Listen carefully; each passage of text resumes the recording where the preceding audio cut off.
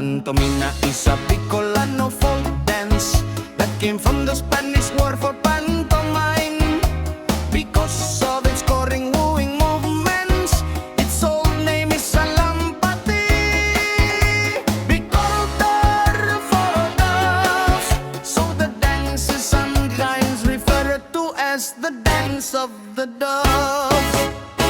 Ay, saro dua tulo apat ang nagsayaw. Ang saro kayan sa kong namumutan. Isog-isog digdi sa kong atubangan. Kundi ka umisog ako magagaadan.